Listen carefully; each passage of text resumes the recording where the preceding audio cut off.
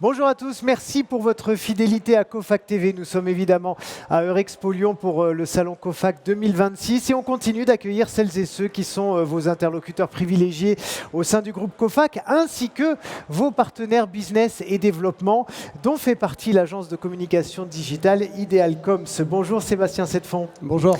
Vous êtes le fondateur et dirigeant donc d'Idealcoms. Est-ce que vous pouvez rapidement nous présenter votre agence et puis ses spécificités ? Oui, bien sûr. Idealcoms, c'est une agence digitale web qui fait partie du groupe Trescento. C'est un groupe de communication. On est basé en Charente, une vingtaine de personnes et on existe depuis 1999. On fait du digital depuis 1999.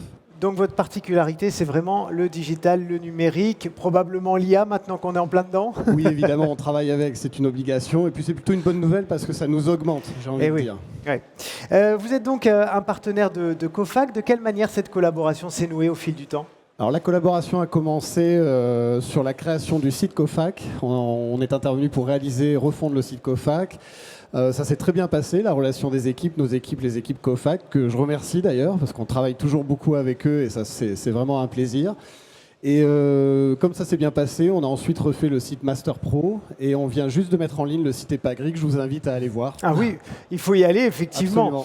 Alors l'un des grands défis, notamment de celles et ceux qui nous regardent, c'est d'aller vers le digital, d'aller vers l'IA en venant d'un métier traditionnel, historique, qui est quand même le comptoir. De quelle manière vous accompagnez cette nouvelle philosophie, j'ai envie de dire ? Alors effectivement, ça nous paraît important de garder l'esprit comptoir entre guillemets et finalement on se dit que l'objectif c'est d'être assez pragmatique et de projeter les services, la proximité, l'écoute, d'avoir ces mêmes valeurs retranscrites sur le digital et sur le site internet. Ouais, c'est finalement de rendre le site internet aussi chaleureux qu'une relation humaine en fait, c'est ça ? Oui, alors c'est peut-être difficile à ce point-là, mais du moins proposer des services, faciliter la vie des clients, des adhérents, c'est ça l'objectif, c'est vraiment leur faciliter la vie finalement et de ne pas couper la relation, au contraire de trouver de nouveaux moyens de l'augmenter, de la conserver. Et puis, il y a un rajeunissement finalement dans les publics, donc ça devient nécessaire, c'est quelque chose qui devient instinctif, obligatoire, donc il faut absolument s'adapter à ces nouveaux publics, à ces nouveaux réflexes d'achat. Et justement, alors à l'ère de l'IA, à quoi doit ressembler un bon site internet, si on peut dire ? Alors l'IA, c'est vrai qu'on entend beaucoup de choses dessus, c'est pas magique, j'ai envie de dire. Mais comme je l'ai dit aussi tout à l'heure, j'aime bien ce terme, ça nous augmente, ça améliore nos services, ça nous fait gagner du temps. Et pour un site web, c'est la même chose. Je dirais que le premier élément dans lequel on peut s'en servir, c'est au niveau de la qualification des produits.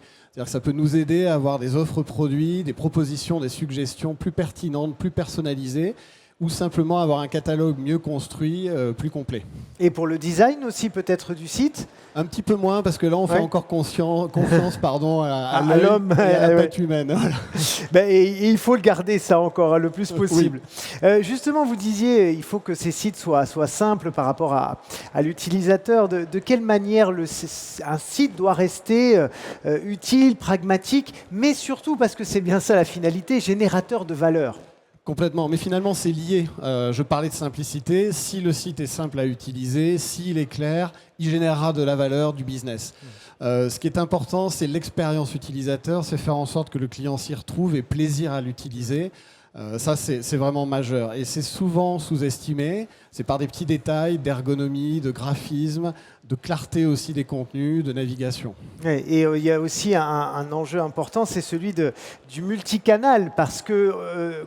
Une des erreurs qu'on voit souvent, c'est que le site est très joli quand il est sur ordinateur et quand on arrive sur le téléphone, alors là, c'est des bugs en série, ça ressemble plus à rien, il y a des photos dans tous les sens et c'est vrai qu'on n'y prend pas assez attention à ça. Oui, c'est vrai, c'est un point de vigilance parce qu'on utilise tous de plus en plus, on va tous sur le web de plus en plus avec nos smartphones, évidemment, c'est une tendance vérifiée.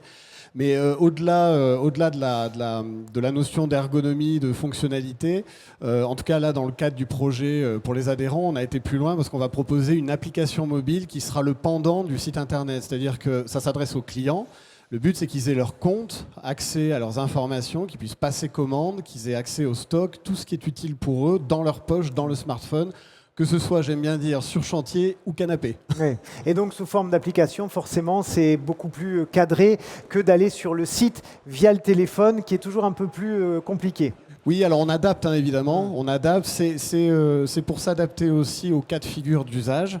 Et vous parliez tout à l'heure d'omnicanalité, et effectivement la technologie qu'on utilise nous permet simplement de projeter les mêmes services sur, pourquoi pas, des marketplaces, sur une application mobile, évidemment le site. Et pour vos clients, évidemment, il y a un volet support qui est très important, support avant, pendant et après. Exactement, vous citez notre mantra. C'est important, on considère que pour que ça réussisse et que ça fonctionne, on ne peut pas laisser les adhérents seuls avec les outils. Donc, pour la conception, l'accompagnement, le conseil, et ensuite pour le fonctionnement, il y aura toujours quelqu'un d'identifié chez nous, un numéro de téléphone, une personne pour chaque adhérent dans son aventure digitale. Il ne sera pas laissé tout seul. Quels sont vos projets en lien avec Cofac en 2026? Alors là, il y a quand même la sortie de ce nouveau site qui est quand même importante. Vous pouvez nous en dire un mot? Oui, complètement. Alors le site n'est pas gris, je vous invite encore à aller le voir. On le trouve très joli, nous on en est fiers. Les projets à suivre, probablement la continuité pour refondre les sites web des enseignes et des marques en 2026. On va continuer dans cette lignée-là, mais c'est à Cofac aussi Voilà, on va suivre la feuille de route de Cofac. Oui. Merci beaucoup Sébastien Settefond. Vous plaisir. êtes le fondateur et dirigeant d'Idealcoms, qui est donc une agence de communication digitale partenaire du groupe Cofac depuis de longues années maintenant. Merci encore d'avoir été avec nous. Merci à vous. Merci à vous, chers amis, d'avoir suivi cette émission. On se retrouve très vite sur Cofac TV, évidemment, avec des défilés, des démonstrations de produits et surtout donc celles et ceux qui font le groupe Cofac au quotidien. À tout de suite.